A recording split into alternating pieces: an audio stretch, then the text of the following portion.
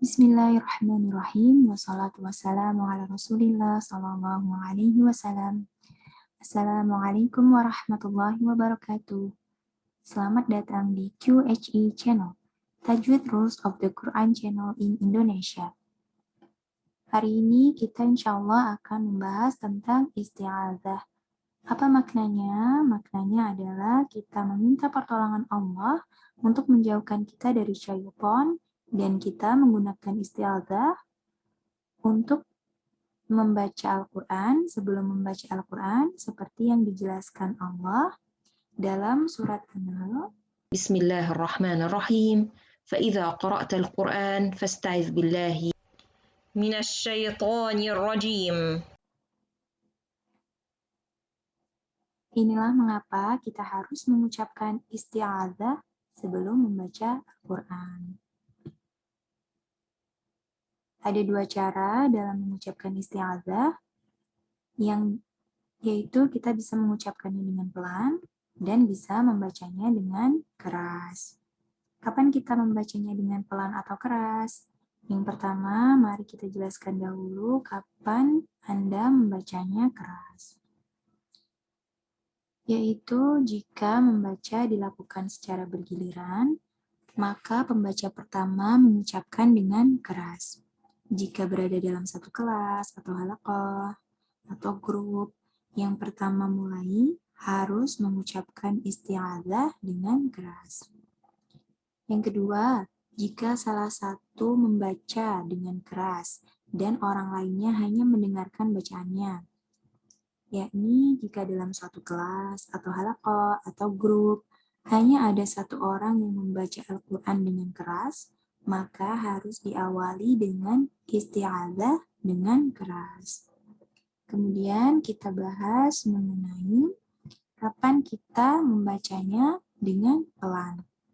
Yakni yang pertama, jika pembaca membaca sendirian atau dengan suara pelan, maka mengucapkan isti'adzah dengan suara pelan juga.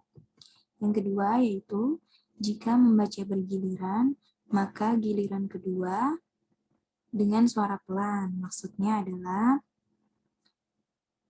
jika membaca secara bergiliran, namun bukan menjadi baca yang pertama, bukan giliran pertama, atau bisa dibilang giliran kedua, giliran ketiga, atau giliran keempat, maka mengucapkan isti'adzah dengan suara yang pelan.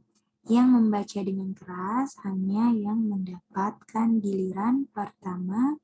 Untuk giliran selanjutnya hanya membaca isti'adzah dengan suara pelan. Kemudian yang akan kita bahas yaitu apa yang terjadi jika kita memotong bacaan. Apakah harus mengucapkan isti'adzah lagi atau tidak perlu mengulanginya? Ada dua kasus untuk ini, yaitu jika terpotong bacaan kita karena bersin dan batuk, maka kita tidak perlu mengulang bacaan isti'adzah.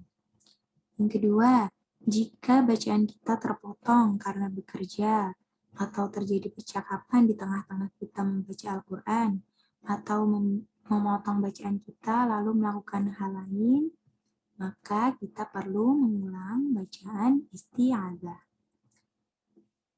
Baik, sampai di sini kelas berakhir. Kami harap penjelasan ini jelas. Pada kelas berikutnya, kita akan membahas mengenai basmalah dan bagaimana kita membaca basmalah dan isti'adzah untuk mengawali bacaan Al-Quran kita.